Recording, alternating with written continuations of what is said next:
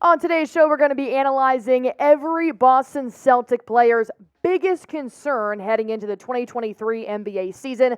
Guys, we are 21 days away from the first preseason game against the 76ers on October 8th. I am your host of Celtics Today, Allie Barefoot. We're going to be giving you my opinion, a little bit of my producer, Smitty's opinion, and of course, we want to hear from you guys in the comments about your biggest concerns heading into the Celtics season. So we're going to go on ahead and dive in. You got to talk about Jayson Tatum first. Can he be a number one? We've seen him just absolutely dominate the league since he started. He's only 25 years old. He's been an All-Star. He's been an MVP in the All-Star game. We've seen him in the Eastern Conference Finals year after year. He's averaging 40 minutes per game. He's played the most minutes in the NBA since the start of the 2017 season, and he's also dropping a double-double a game. He's constantly putting up these stats, so my answer is yes. I do think he can be a number one team. I think when you look at a championship team like Boston could be, I think Jayson Tatum's your guy, because if you took him off that roster, you're going to see a noticeable difference. So I think when he's actually on the court, he's obviously getting better year after year, 23 points to 26 to 30. Like I said, averaging a double-double a game is pretty nuts. He played 74 games last year. That's more than Steph, Giannis, LeBron, Jokic. He's doing all of this and putting up crazy numbers. So that's why I'm backing up my answer as to yes, he could. But we have to stop playing down to other teams in the playoffs. You cannot play the Hawks for 6 games and then go on to face the Heat for 7 games and then attempt to go make it in the finals to play somebody for another 7 games. It's going to take too much out of you. You got to stop playing down to bum teams. That is what my producer Smitty has said. So that's what it's going to take for Jayson Tatum to be a number one, is you got to give him some rest and you got to help him out when it's time to help him out. But I want to hear from you guys. Can Tatum be the best player on a championship team? Is this going to be the Celtics' 18th banner year? Is Jayson Tatum going to be the one that's going to lead it? I want to know. Type Y for yes, type N for no in the comments. And we are back, baby. We are going to be posting videos every single week with rumors and trade rumors and talking about all the news to get you just as excited as I am for the Boston Celtics year. So go on ahead and hit that subscribe button for me. Smitty and I are working our butts off every week to make sure you're up to date. Now, Jalen Brown, you got to talk about the other wing. Just one of the biggest 1-2 punches in the NBA right now is Jalen Brown and Jayson Tatum. But Jalen Brown's biggest concern for me is his control. He has become best friends with his right hand, LOL, but he needs to honestly start using his left hand a little bit more. He is putting up great stats, 67 games played, about 30 points a game, which is great, 33.5% three-point percentage. I want to see that number go up just a little bit, but I'm not going to be picky. That's still great. But that's not what I'm worried about. We know he can play ball. It's the actual control of his ball handling skills that freaks me out a little bit. These are too many turnovers to be looking at. He needs to start being able to drive with his left hand, because when you get late into the playoffs and you're playing one team that can scout you consistently, they're going to pick up pretty quick that you're not driving left.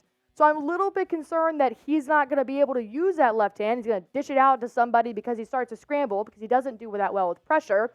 So we got to work a little bit more on those ball handling skills. And while you're at it, just get your defensive stats up a little bit. I think he's doing great. I'm going to ask a little bit much of him. I want to see him really elevate his games this year. Once again, he's a great defensive player. He does really great when the pressure is hot and getting in the defender's face and contending those shots.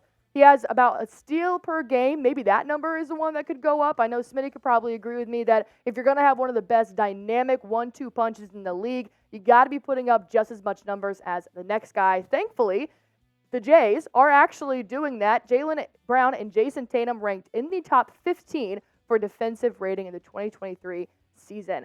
I think that they're going to be absolutely dominant this year. I think if your biggest concern is whether or not Jayson Tatum can take you to the top, and if you've got Jalen Brown, like a minor thing like ball handling skills, something you can really produce in the offseason, then I think you've got a pretty solid duo here. Now, the thing that we won't tolerate here is slander. We will not tolerate Jalen Brown slander on this channel. There is no way you can say he is the worst ball player in this league. If you think he's overpaid, that's a whole different discussion. He's only the first NBA player to see this kind of money. There's definitely going to be others, but he is certainly in my opinion, one of the top 10 players in this league right now, and I think he can truly elevate his game this season. With Porzingis, Brogdon, and Williams, the thing you got to hone in on is health. And we know this. We've seen it time after time again. We love these players, but can they stay healthy and actually produce for us on the floor? Now, Porzingis was a great addition in the offseason. I'm going to fangirl a little bit. I'm so excited to see this guy in a green jersey this year. And thankfully, Boston fans should be a little bit more relieved that last season was the most games he has played in a season since 2016. He only missed 17 games. He was averaging 20 points a night. If he can be averaging a double-double just like Jayson Tatum, then that is going to add so much star power to the to the front court, that it's going to be pretty unstoppable for a lot of defenses. He actually was averaging 23 points per game for the Washington Wizards. He played 65 games, which is right at that mark to be a contender for all the accolades this season. He's got a three-point percentage of 38%. I love this from a power forward. And from somebody that's 7'3" and dishing out these threes, I will take it all day long. And like I said, he just played his most games, so obviously he's been dealing a little bit of injury. We're pretty used to this with Al Horford being injured, with somebody like Robert Williams being injured. So if you have to kind of mix those guys up and have him rest in the regular season to be ready to go in the playoffs, I'm okay with that. I'll be selfish and let him sit on the bench in the regular season just a little bit if it's not a huge game. But I think we really need him in the playoffs to really elevate us to the finals this year. Now, Brogdon's also missed some games before. He was supposed to be a part of the three-team trade that did bring Porzingis to us in Boston, but the Clippers looked at him and said, we don't want him. He's got too many injuries. So if he's going to be an injured player, then he's not going to do us much satisfaction.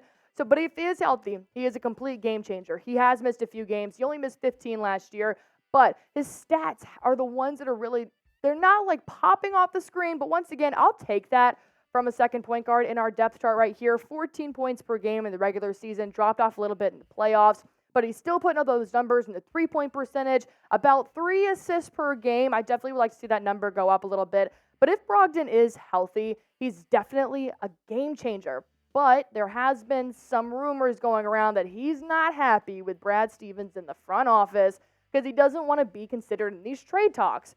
Will it be awkward if he gets traded? God, I hope not. I hope you can be men and realize this is a business and it's all love here. But it is what it is. So if it is going to be awkward, then I'd rather just get rid of him and get rid of the bad blood and just move on from here. But you should know better that it's not personal. It's just business. Now, Williams' injury report is definitely a little bit more of a concern for me. 47 games missed last year.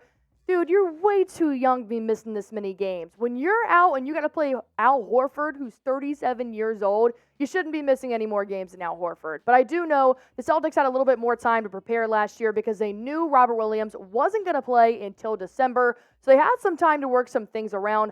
But when he's actually on the court, he's making such a huge difference. Did you know that even though he just played 35 games, Robert Williams was still putting up the best field goal percentage in the NBA, 78.8%. That right there shows you that he's actually producing. When he dunks, I cannot sit down. I know it's a momentum changer for the Celtics. I can only imagine he's probably such a great locker room presence as well. So when you're on the court, it does make a difference. Even on your defensive side, you've contested shots 3rd in the NBA, 4th in the NBA for contested threes. You're actually getting in these defenders' faces and making them work. And I know that the Jays rely on them on offense to make those passes to really get that offense going. So he's a great player on both sides of the ball with great court vision. And it hurts me to say this, but please, for the love of God, stay healthy. If any of you are watching, please work hard in the offseason to make sure you are ready to go. I think I speak for every Celtic fan that we want to see you play at least 65 games this year. But who do you want to see play more? Do you want to see Kristaps Porzingis or Robert Williams? Type KP in the comments. Type RW in the comments. Robert Williams, you know I love you, but I am super excited for Kristaps Porzingis. So I think I'm actually going to go with KP for this one. But like I said, I would rather see him in the playoffs more than the regular season. Now, moving into our number 4 slot is Derrick White. Can he be the number 1? Of course, we did trade away Marcus Smart in the offseason. He now plays for the Memphis Grizzlies. And although he was a great defensive asset, he also kind of helped manage the floor a little bit with Derrick White. I know that Smitty over here is very high on Derrick White, not so much on Marcus Smart, so we don't have to worry about that anymore. But no, his stats don't jump off the page. He's not the Steph Curry that's, hitting the bang every game and stuff, but he's doing what he needs to do. He's playing almost every single game in the season, which is the most important thing right now. He's committed fewest turnovers per possession, which is great when you got somebody like Jalen Brown who needs to work on his control a little bit more. And he was an all-defensive second team nod last year, which means he's really been working on both sides of the court. We saw him get scrappy in the playoffs. We saw him contest with Jimmy Butler and the Miami Heat. So he is the point guard that I'm going to rely on this year. The depth chart goes a little bit shaky because you don't know where you're sitting with Brogden and Pritchard at the time, but Derrick White seems to know how to run that court because did you know he had he contested the most shots and most blocks per game of all NBA players standing at 6'5" or shorter. Little guy can play. Not that anybody under 6'5" is little, but still in the NBA, I guess you are considered a little person. So we do need him to continue to command the court. I don't have that much of a concern with him, to be honest. Like, if that's the only thing is whether or not he can be the true point guard, then I think we're okay out of all the concerns going into the season. But that's a place I'd actually want to be at where we are right now because he makes the best decisions.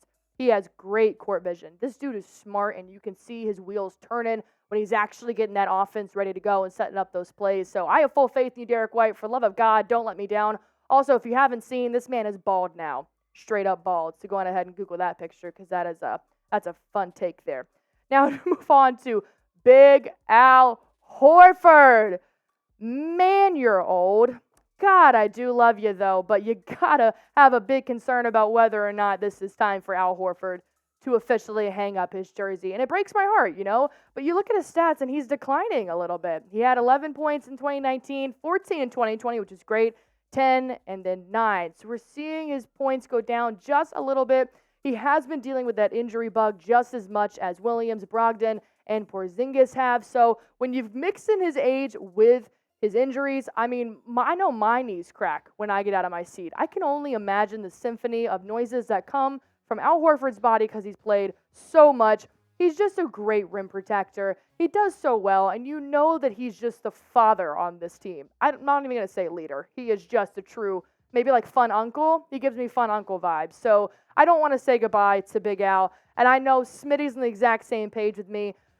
Look, Smitty's a tough guy, but I think he genuinely will shed a tear the day that Al Horford does decide to hang it up. So if this is going to be his final year, I'm going to need to see everything he possibly has. We really don't want to see him have any injuries because, like I said, if you're going to sit Kristaps Porzingis or Robert Williams in the regular season to make sure we have them for the playoffs, then I will volunteer Al Horford to do some damage in the regular season. But be honest.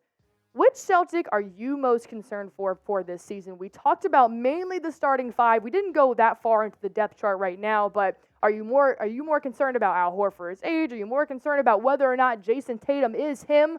Let me know. Put it in the comments. And while you're there, scroll up just a little bit. Hit that subscribe button for me. Like I said, Smitty and I are working all day long, bringing you all the latest rumors and news. I guess we could do numers. That's just what we bring here, all of it. So we want to make sure Celtics fans are up to date with everything going on. Go on ahead and hit that subscribe button for me. It's almost NBA time.